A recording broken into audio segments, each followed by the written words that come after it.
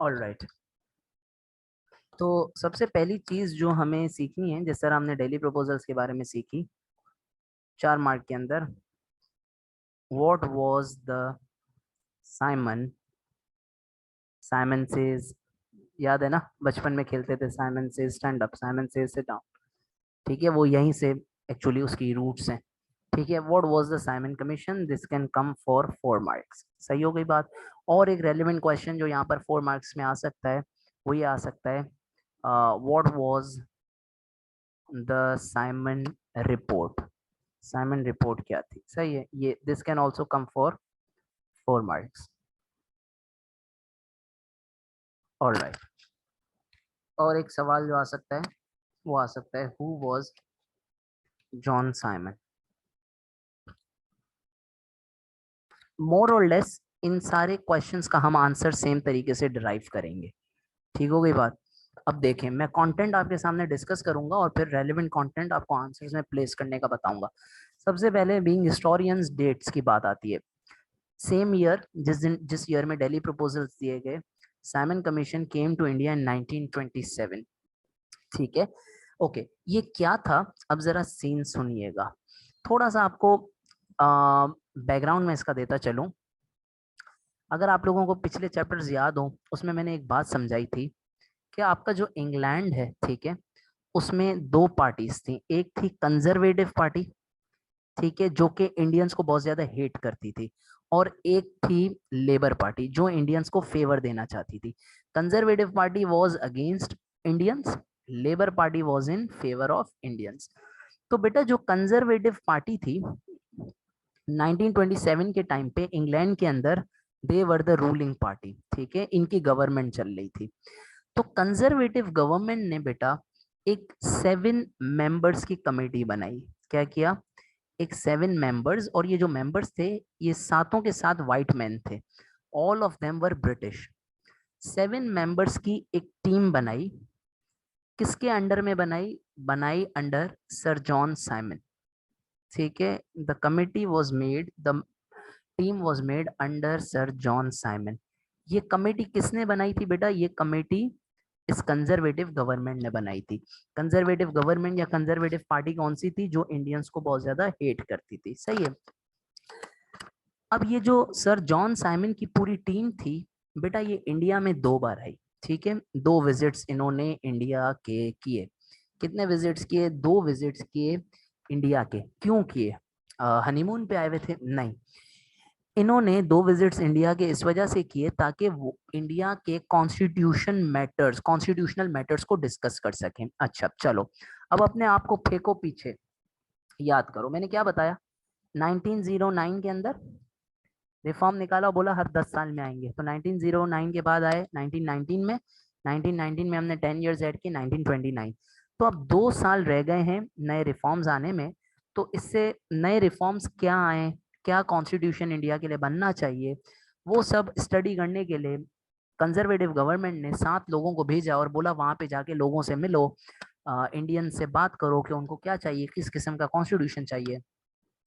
तो ये जो 7 मैन कमेटी थी बेटा, इन्होंने इंडिया के अंदर 2 विजिट्स पे किए। ठीक है ना, दे केम टू इंडिया, और इन्होंने इंडिया के अंदर 2 विजिट्स पे किए। इसकी एक्सेसिव डिटेल्स हैं, मौजूद हैं, कि यहाँ पर इसको हम बाइफरकेट करके ही समझ लेते हैं। ठीक है, कि मेहनत की इन्होंने यहाँ पर आके, क्या मेहनत की, इधर देखिएगा जरा। पहला विजिट दिया, ठीक है, इन्होंने फेब टू मार्च, ठीक है, 1928 के अंदर। और दूसरा इन्होंने विजिट हमें दिया, ठीक है, सॉरी, अक्टूबर टू अप्रैल। कब दिया, 1929 के अंदर। सही हो गई बात। तो 2 साल इन्होंने लगातार इंडिया को विजिट किया। ठीक है, पहली मर्तबा जब आए थे ना, दे केम टू बॉम्बे। दूसरी मर्तबा जब आए थे, सो दे केम टू लाहौर। सही है। मकसद क्या था आने का, ताकि इंडिया के कॉन्स्टिट्यूशनल मैटर्स को स्टडी करें, इंडिया के लिए नए रिफॉर्म्स इनको लाने थे। अब बेटा ये जो कमीशन था, ये जो कमेटी थी, इस कमेटी ने बड़ी मेहनत की, और इस कमेटी ने जो है वो एक रिपोर्ट तैयार की। इस कमेटी ने क्या किया, इस कमेटी ने एक रिपोर्ट तैयार की। ठीक है, a report was published by this committee, ठीक है। द कमीशन या कमेटी ने एक रिपोर्ट बनाई, द कमीशन पब्लिश्ड रिपोर्ट, ठीक है। कब बनाई उन्होंने ये रिपोर्ट तैयार की बेटा? मई 1930 के अंदर, ठीक है। इसको कहा जाता है द साइमन रिपोर्ट। इसको क्या कहा जाता है? इसको कहा जाता है साइमन रिपोर्ट। बात समझ में आ गई? This is called the Simon report, ठीक है। The commission publish the report और इसको कहा जाता है साइमन रिपोर्ट। अच्छा, अब हमारे जहनों में ये सवाल बखूबी आना चाहिए। तो अब देखो जरा, थोड़ी सी क्लैरिफिकेशन दे दूं मैं। अगर सवाल ये होता कि Simon commission, what was the Simon commission, तो कोई सी भी चार बातें इनमें से आप लिख लोगे, एनी फोर। अब अगर सवाल आएगा what was the Simon report, तो आपके जहनों में भी ये सवाल आया होगा अभी कि सर ये तो समझ आता है कि इन्होंने एक रिपोर्ट तैयार की, साइमन कमीशन ने एक रिपोर्ट तैयार की जिसको कहा जाता है साइमन रिपोर्ट, लेकिन इसके अंदर इन्होंने बोला क्या? अच्छा, पहली चीज ये याद रखो बेटा, ये 2 वॉल्यूम्स पर बेस्ड रिपोर्ट थी, 2 वॉल्यूम बेस्ड रिपोर्ट थी ये, यानी बहुत मोटी बुक थी, सही है।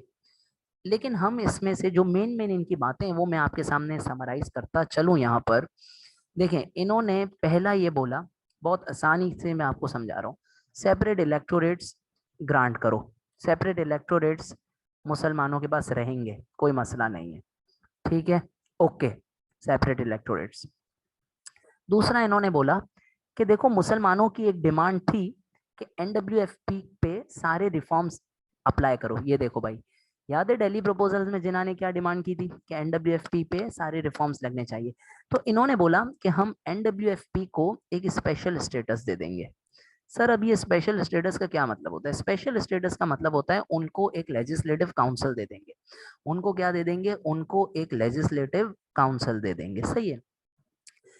तीसरा, साइमन रिपोर्ट के अंदर ये बोला गया कि सिंध और बॉम्बे को अलग नहीं किया जाएगा।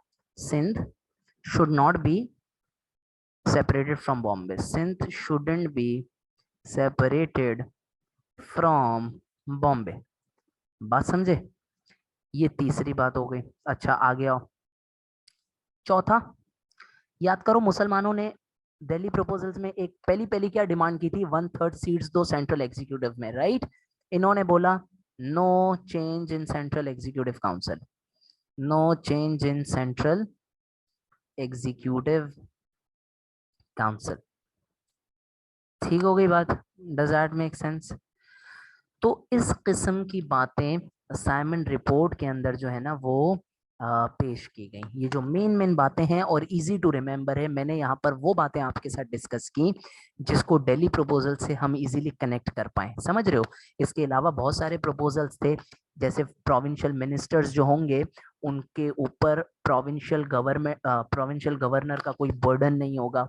याद है मैंने बताया था पार्टीशन ऑफ बंगाल पढ़ाते हुए कि हर प्रोविंस का एक गवर्नर होता था जो कि अपॉइंटेड होता था बाय द ब्रिटिश, और फिर उस गवर्नर के अंडर में छोटे छोटे मिनिस्टर्स आते थे, प्रोविंशियल मिनिस्टर्स, जो कि वोटिंग से आते थे।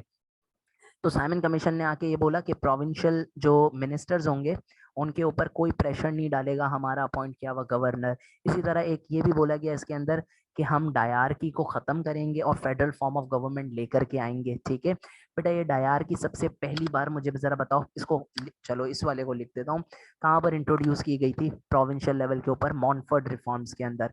तो इन्होंने क्या बोला? इन्होंने ये बोला डायरकी विल बी एबॉलिश्ड। और अगर तुम लोगों को मॉन्फोर्ड रिफॉर्म्स याद है, मॉन्टेग्यू चेम्सफोर्ड रिफॉर्म्स अगर आप लोगों को याद है, तो मैंने बताया था एक रीजन ऑफ ऑपोजिशन ये भी था कि इंडियंस को डायरकी पसंद नहीं थी।